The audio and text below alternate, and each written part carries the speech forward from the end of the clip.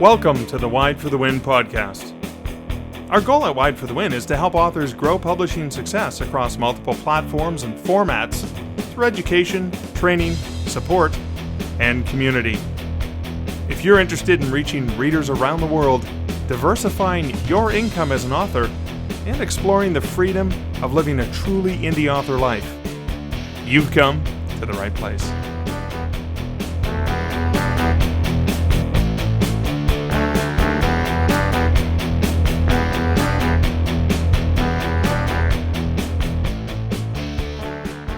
Hello and welcome to the Wide for the Win wide stream. My name is Mark Leslie Lefebvre, and with me, who's normally not here for the lives because normally you're in a different time zone. It would be like midnight for you, but you're in the you're in one of the U.S. time zones right now, right? Bradley, sure. Yeah. I'm in California, so West Pacific time zone. All right, and we're going to actually get to hang out together at Author Nation next week, right? I know. I'm looking forward to it. That's one of the reasons I'm here. Really good. You and myself and several other board members Wide for the Win. So that's really exciting. But today we're here. We're here to talk about the topic of writing through adversity.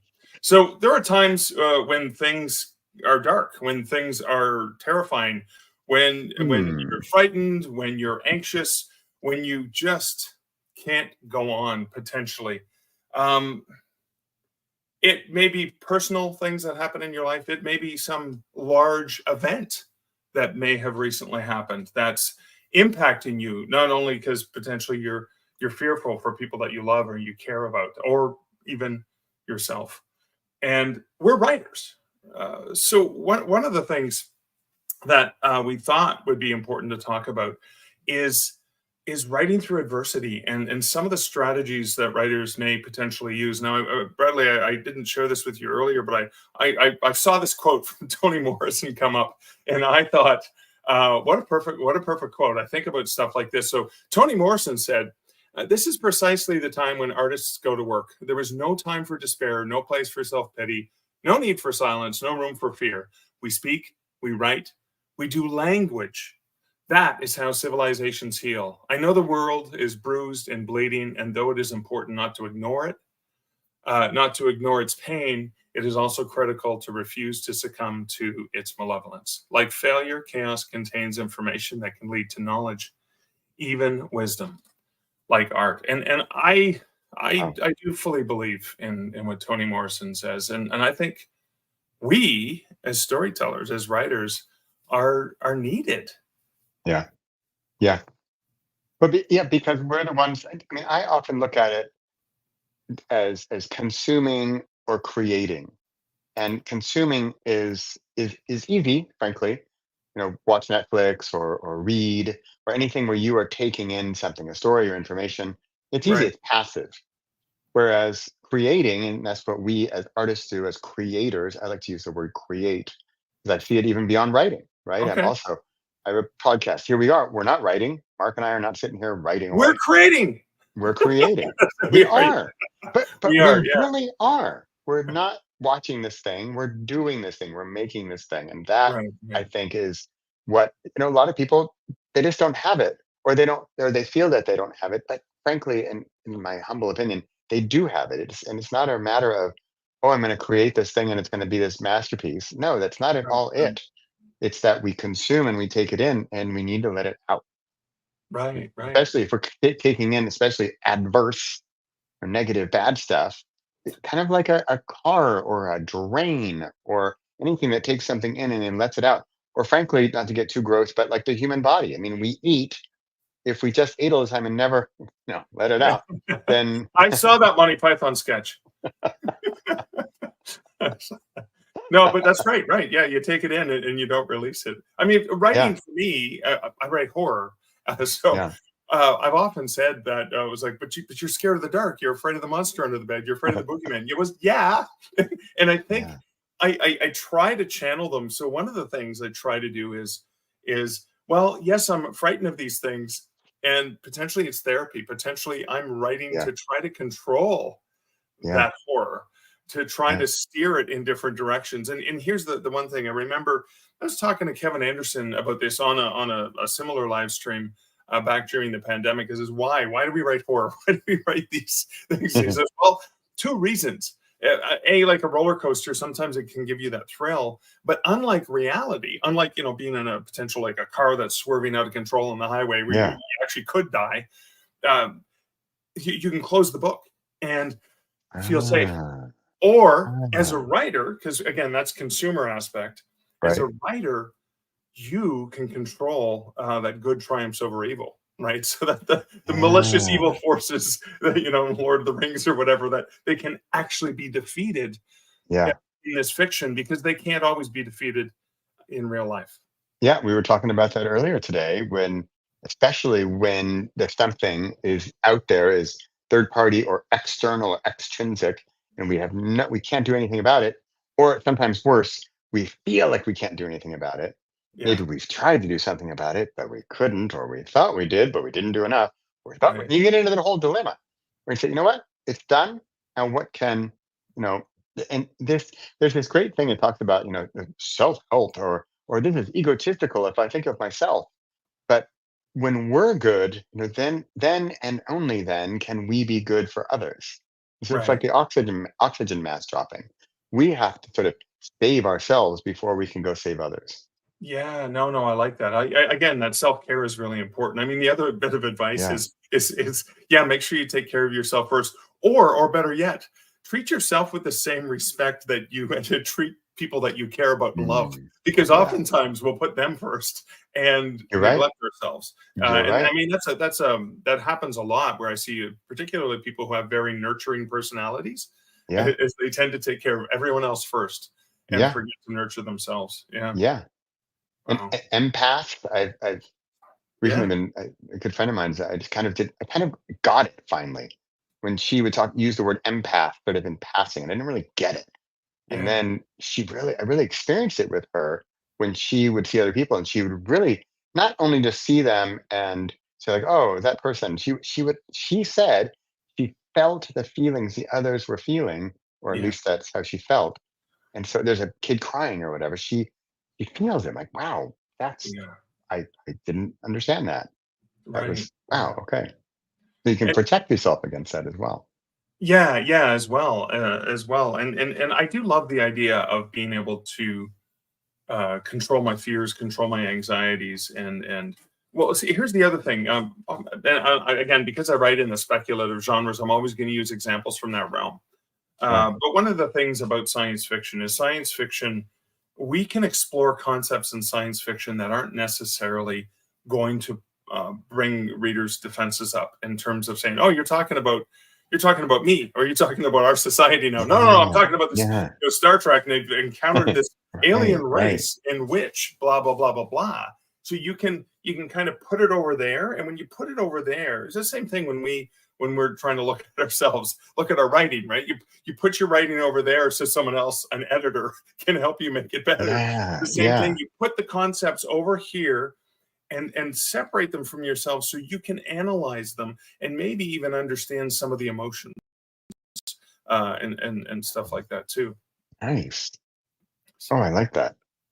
Well, again, come on, science fiction, right? A mirror held up to reality, but allows you to see yourself in different ways. And when you look at different, think about Dune, for example, right? One of the greatest science fictions of all time is like controlling the spice. What is the spice, right? And there's so many different things it can be. It's a drug, it's gold, it's all those things all merged. It's like Herbert took them all, just jammed them all into one like big powerful thing. And so, but again, it's talking in different societies that they have on these planets, and the different the clash of the different empires trying to control the spice. So we had there's some comments here. I'm not let's see. Oh, yep, there we go. So Susie, hey Susie, spec fiction genres are so good for exploring the broader human, social, and cultural experiences. Sci-fi, fantasy, magical realism, horror, and thank you for that, Susie. Can I bring up a comment that our colleague Paul Arduin actually sent earlier today, not being able to be part of this, but wanted to share this for dealing with adversity. And so Paul says, this won't work for everyone, but if I'm dealing with adversity or anxiety, sometimes I'll make a ridiculously insane goal to distract myself from the thing that I'm worried about. This is especially good for me if I can't do anything about the problem, like you said, Bradley. For example, I recently was very worried about a situation with my grown daughter that I couldn't do anything about. I set myself a pretty insane goal on the weekend of writing 20,000 words on a weekend, 20,000 words. Wow. And I focused almost my entire energy on completing that goal. It successfully kept me from spiraling during the weekend. So Yeah. that's a really interesting strategy that Paul recommends, is kind of like, okay, I'm just going to do, I normally, like, maybe Paul writes 5,000. I'm going to get 5,000 words on a weekend when I'm just assuming my own writing speed. Yeah. That's the full weekend, right? But then Yeah. 20,000 is like, okay, let's get at her. What do you think about something like that? I like it. I like it because I love how people have different perspectives. I kind of do an opposite technique because that one is big and huge. And to spin that on a positive, with a positive rant, I would say, yes, go for the big one because you're not going to get bored. You're going to go all the way. Let's get to 20,000. Go, keep it going. And I'm keeping myself busy and I'm not thinking about that thing anymore. And I'm busy, busy, busy, busy. So, and I like that. The only downside I could see is, oh wow, it's such a mountain to ascend. Will I ever make it? And maybe you fall off. So I tend to go the other way, and I like tiny little goals that, because I'm big on the ideas of starting and finishing. I Right, think, right, especially as a creator, I start a gazillion things, but then I don't necessarily finish a gazillion things. And it's not necessarily a bad thing, but there's some kind of even adrenaline and a sense of accomplishment and success and confidence building when you finish something. So I think both could work, and neither is better than the other. But just take your flavor and go have some little thing that you can accomplish, and you have an accomplishable goal. I mean, right, maybe it's 1,000 words. You're really down. And you're like, I can't write one word. Go right. for 1,000. Go for it. Finish it. Succeed.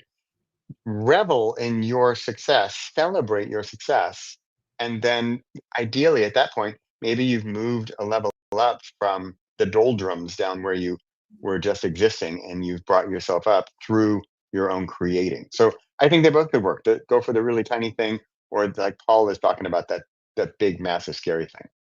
I love that because it's a reminder that there's no one solution, right? Everyone has their own way of doing it. Yes, the big thing can keep you focused and that focus may be so critical just to keep you from meandering, right? I know, for example, in the mornings, I often will not look at my email. I will not look at social media Yeah. before I get the writing done, because I know myself and I know that I'm probably going to get all Yep. distracted and squirrel my way out of getting any work done. Absolutely. So that focus for me is important. But similarly, because I can see the benefit, maybe depending on the mood I'm in or Yeah. whatever. Yeah. Those finishing something, Bradley, you have that like book in the weekend, but it's like this really short thing. It's not this unreachable goal. It's like a thing you can Yeah. just get done. And I Yeah. think, yeah, that satisfaction of actually accomplishing something and go, oh look, I needed to go from here to here and I made it. Not, Yeah. oh, and I'm going to get there, or Yeah. something comes up and I failed. So yeah, that's quite Yeah. interesting. And check out Susie's comments here too. She's saying to combine them, and use like this Bradley tiny stuff to get to the Paul big stuff. I like that. That's great. Yeah, so it's almost like, oh, sorry, is this the one you meant? In Yeah, contrast yeah, to yeah. Paul's That one suggestion, I'll and offer a breadcrumb. So just 10 minutes of brainstorming, just 100 words, just 10 more minutes, just 100 more yeah, words. So again, you yeah, get the best. Yeah, I love that. I love that. That is so amazing. yeah, Susie also says, totally agree. Small wins build positive momentum. Um, and Bradley small wins can build up to Paul's big win. So you can actually do both. Like the it whole again, it's like the writing sprint, right? So it's kind of like, well, yeah, I'm yeah, gonna get this done, yeah, but I'm gonna do it in 10 or 20, or usually a 20-minute writing sprint or something. yeah, And then I'm gonna get up and get my coffee. I'm gonna stretch my legs. I'm gonna right, let the dog right. out. whatever it is. So you Yeah. can actually accomplish it without burning yourself out. Yeah. On this note, I'd like to make a comment about, I talk a lot about energy and Yeah, how I think there are some sort of counterintuitive ideas about energy. And so, for yeah. example, like I have teenage boys, and for them, they're like, oh, I'm feeling so lethargic. Let me. And I'm not kidding. They're like, let's eat some junk food and sit on the couch and watch Netflix, right? Hmm. Even any of those will probably, and they don't understand this, right? Because they're teenage boys, and it will either one, any of those will reduce your energy. Where and then they do all three. It's just like it's just bad. And so, and this is the counterintuitive part. I mean, it's just like if you're feeling sluggish and you go run around the block 10 times, it builds up your energy. Whereas, like Right. intuitively, you would think, no, wait a minute, I would be tired from that, right? Yes. And just like the boys, the junk food, the Netflix, the couch, all three of those are bad. If you take the inverse of any of those, Yeah. go outside, move, and then we're back to the idea of not consuming, watching the Netflix, but creating, which you would think intuitively that's going to cost me energy. That's kind of Uh, like brain power and creative mm, power. And this is the weird part. And it's just like the same way that it seems weird that I go run around the block and that brings up my energy levels. Wait a minute, what? I'm running. I should be tired, right?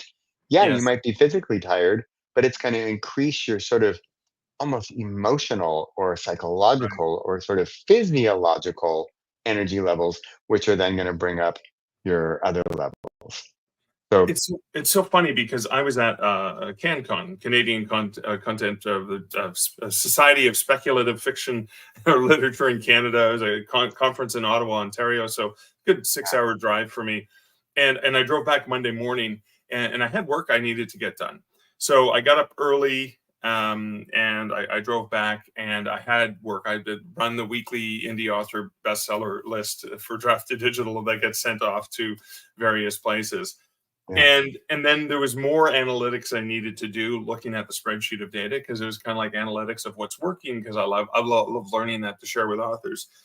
And my partner Liz sent a text saying, "Hey, do you? I mean, if you have no meetings this afternoon, do you want to play squash today at 3:20 instead of yeah, 4:20, or 3:40 instead of 4:20, or whatever the time we normally would play at?" And I was just wanting to take a nap. I'm like, I'm yeah, just so exhausted. I think I'm just going to call it quits. I'm just going to go sleep for the rest of the day. yeah, But interestingly enough, I went and played squash with Liz, and just that movement, just that action, and just that interaction with someone who I enjoy spending time with. And yeah, I mean, yeah, I not only I came back, I did some of the analytics, I did some other work, some other writing, and I normally don't do writing projects in the evening, but I came back from that just energized, like you wow, said. So that physical, and it was kind of like my choices were have a nap, call it yeah, quits, or go and do something with someone I really enjoy doing something, yeah, and getting that energy back. Even now, yeah, like just before we did the live, I'm sitting at my desk, I'm working on some stuff, and I'm like, oh, I have to go be live. Oh, suddenly, I mean, I'm at a standing desk, so that helps.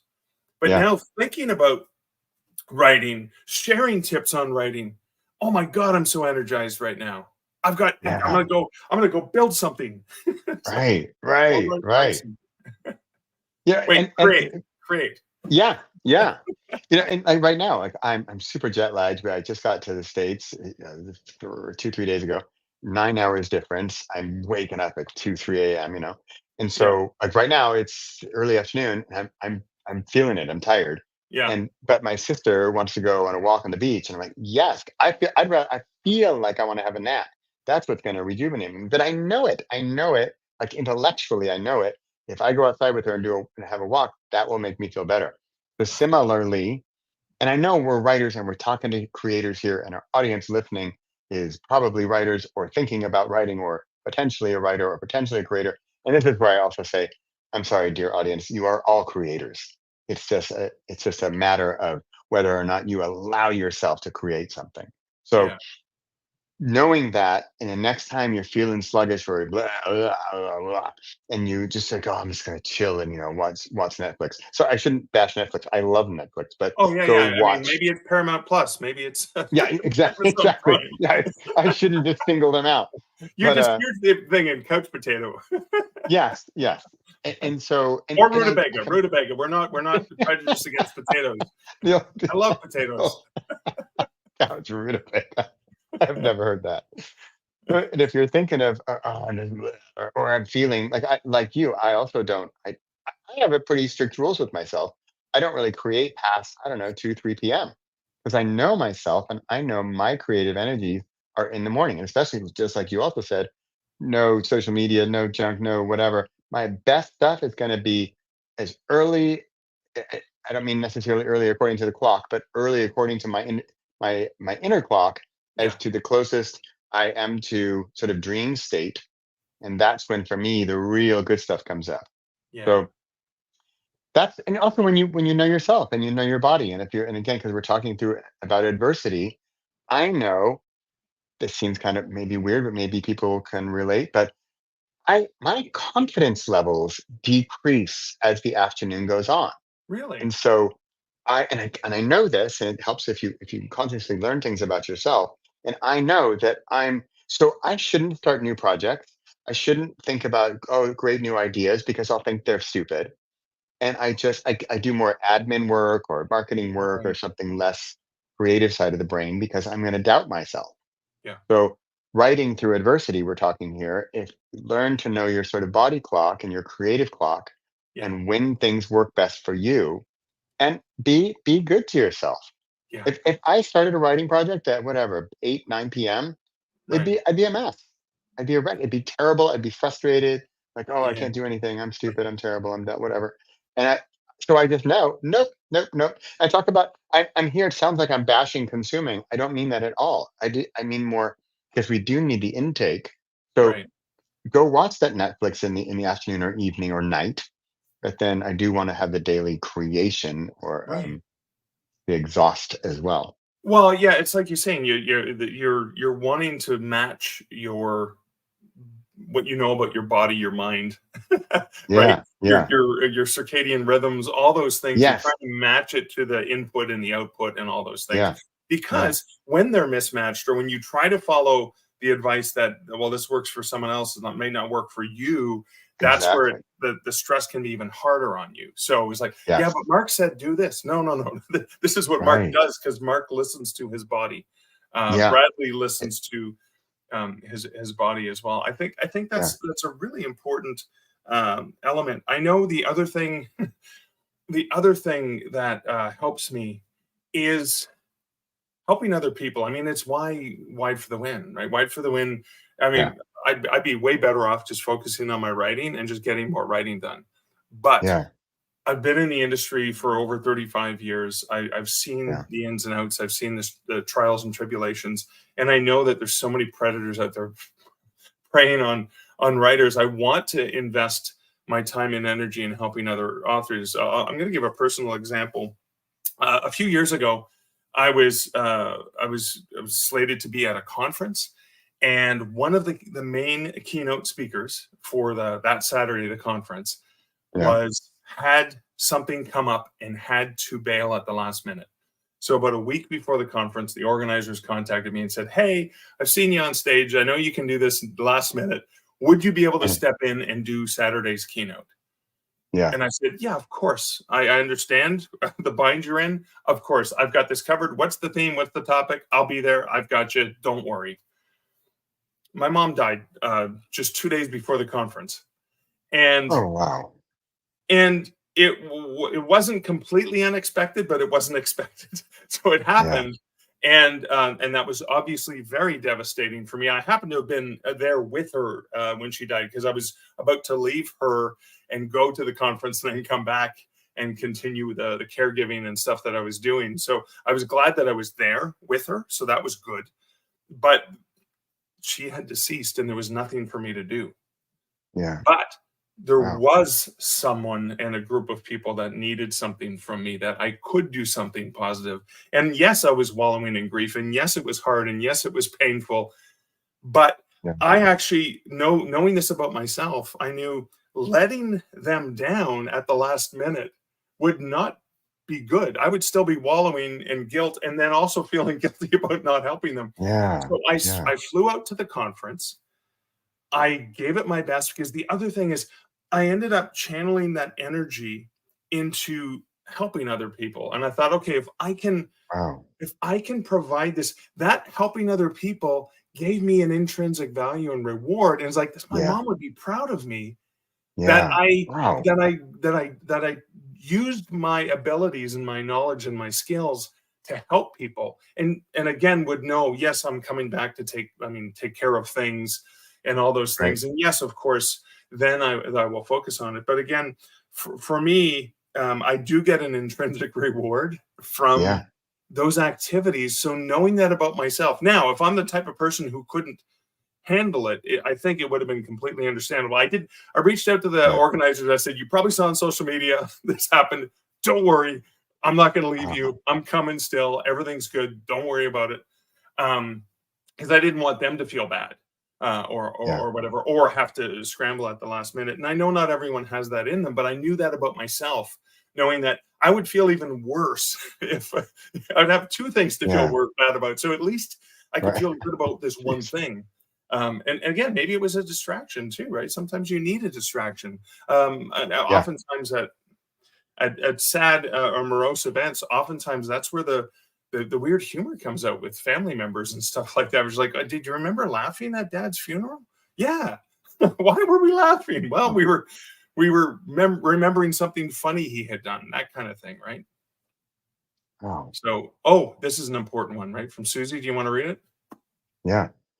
So on the flip side of helping others, Susie's clearly paying attention to us.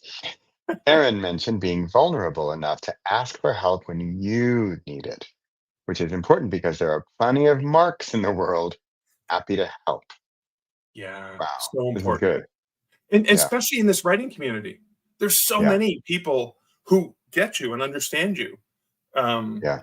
so reach out for help. And here's the other thing, because social media can be a downward spiral, especially the doom scrolling and stuff like that. And I know we've said this before, but maybe potentially now more than ever, with a whole bunch Yeah. of people saying, I can't do this, I can't be on Facebook, I can't do whatever. I mean, if you're in the Facebook group on Wide for the Win, you just want to get writer stuff, and now you're getting all this other stuff. Fortunately, Yeah. there's a lot of wonderful people who are posting pictures of their cats and stuff like that to make people smile. But Yeah. you go to Circle, you go to the Circle community for Wide for the Win, wideforthewin.com, and you can link to Circle from there. You don't Yeah. have to deal with anything other than let's talk writing. Yeah. Also related to what you said and what Susie said. So I'm a basketball coach as well as a writing and marketing coach, but the basketball coach, the clarity of some examples is really just amazing. So the boys, I teach like teenage boys, coach teenage boys, and not all of them, no, in fact, most of them won't ask for help.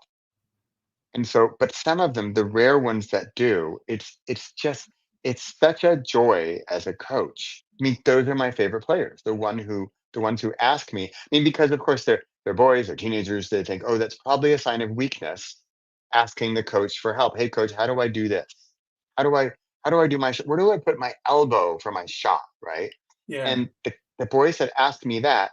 So here, if you're looking for help, number ask for it, and then try to keep in the back of your mind, like true teachers and true coaches, they just love it from their heart to want to help. And Yes. those are my favorite players, the ones who not only ask for the help, but I admire them for getting over that hurdle, even if it's like an unwritten hurdle of, oh, if I ask for help, I'm weak. Whereas I don't Yeah. see that at all. I see the opposite. I see Oh, asking for help as a sign of strength because you're yes. showing your vulnerability and you're going to grow from it. 100%. I actually do see that. And I mean, on a similar light, I say this to authors when I'm at events and stuff like that. When people come up and approach me and ask questions or whatever, I will do everything I can to help you. And Yeah. I'm so appreciative that you were brave enough to come ask me a question, because Yeah. I'm too Yeah. chicken to go over there. Right. right? So, Yeah. so yeah, I admire that, and yeah, the vulnerability of saying, you know what, I could use this advice, I could use a hug, I could use Yeah. whatever it is. Yeah. Um, I guess I believe in the goodness of people. I believe in the goodness that if you do Yeah. request something, usually the average person, if it's within their power to fill that void for you, to provide Yeah. something, I think we are. Yeah, as teachers, as Yeah. mentors, as coaches. Yeah, of course you're going to be there for you. Yeah. And if Yeah, they're not the kind of people you want to be dealing with anyway. yeah, yeah. If they're Wow. the kind they're going to attack you because you're down, then Yeah, you don't need them in your world anyway. I yeah, remember there was a great quote, a guy, Wayne Dyer, or some people might know him, and he said he had a voice that he's kind of old school, and he had on his voice recording messaging machine, which tells you how old school he was. yeah. He's And as he old would as I say, am. "Yeah, right, right, me too." And he would say, he said, "Yeah, I'm working on myself." So he said on the message machine, "Hey, thanks for calling you back. You are part of that change." Okay, I like I that. don't know if I cut out there. I seem to cut out. It cut out a little bit, but yeah, yeah. And I've sold a lot of his books over the years as a bookseller too. Oh yeah. Oh wow. Yeah. So basically, he was saying, if you are not part of, what's bringing me up in the world, then I don't. I mean, it's a little brutal, but we need to do it. Then if you're bringing me down, then I don't really need you or want you in my life. Yeah, I want people yeah, who are bringing me up because I want to go up. I want to go up too, and I yeah. also want to bring you up. Yeah. I love I love that because we sometimes end up wasting a lot of resources and time on that wrong piece, and it's okay. We make Yeah. we all make mistakes. We all make Yeah. errors. Yeah. You know, like I think of it as stories. It's like, nah, I tried. This story is not going to go Yeah. anywhere. I'm gonna Yeah. now focus my energy on this other piece, this other thing that is actually working as well. Yeah. And that's okay. You're allowed to. You're allowed to say, "Oh wow, I made a mistake. I'm gonna try again." Right. Right. As well. So, any final thoughts? As we've already hit half an hour. Just on that note, I lived in San Francisco for many years and we're very influenced through Silicon Valley and the pros and cons and whatever you think of Silicon Valley, but they have some really interesting and intriguing, like, sort of business ideas. And one of theirs is fail fast, fail often. Yeah. And it's very much like what you just said. And I think as writers, so much of us suffer from procrastination based in perfectionism, Hmm. and we're not even going to start. And it's kind of going back to the tiny win, right? The tiny success. Yeah. I want to start that tiny little project, and I'm going to see quickly, is it a total bomb? Is it a failure? Because if so, I want to be done with it. That's where it's fail fast, fail often, Yeah. or Yeah. fail fast, fail Exactly. quickly, right? And so start that thing, see how it is, start your short story, start your novel, start your book, whatever. If it's completely a total disaster, no worries, no harm done. Yeah. I think the worst case is you keep going on something that's terrible and you just drag it out because, oh, I started, Yeah. and you then you waste away kind of with the initial Yeah. energy, whereas maybe you should just chuck it and start on something new. So Yeah. Yeah. fail fast, fail Similarly, often. yeah, and similarly, if social media is getting you down or whatever, Yeah. you're nobody says you have to be there. It's not actually going to help you Yeah. sell books. It's Right. not. We know that. So if it's taking you down, if it's taking you down the wrong path, you can abandon it. Yeah, and you Yeah. can return to it. A friend of mine who's been focusing on that in the last several years or so, when they need their fix, they will grab their partner's phone and go get their fix by specifically going to the places that Oh, bring them up right. without having to go and do the scroll and hope for the dopamine rush, right? And they're Yeah. just going and getting the elements that they want, and Yeah. they've never been more productive. Yeah. So Yeah. On that awesome. note, if it were easy, everybody would do it. Yeah, yeah, Things that are exactly. hard, that's why we're creators. Yeah, exactly. And Yeah. but also quit the things that aren't working. Better to quit and move on to something that might Yeah. work. Well, Bradley, thank you so much. I get to Yes. see you in person next week, Yes. and we got to hang out this afternoon. I know.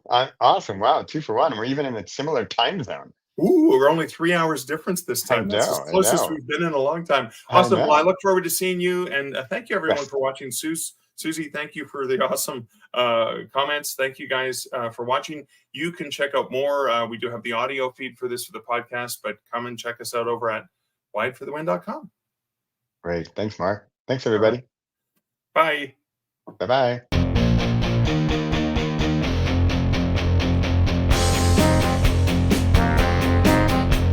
You've been listening to the Wide for the Wind podcast. For links to our Facebook and Circle groups and other helpful Wide publishing resources, go to wideforthewind.com. The music for this podcast, Sax and Rock and Roll, was written and performed by Kevin MacLeod and was licensed at incomptet.com.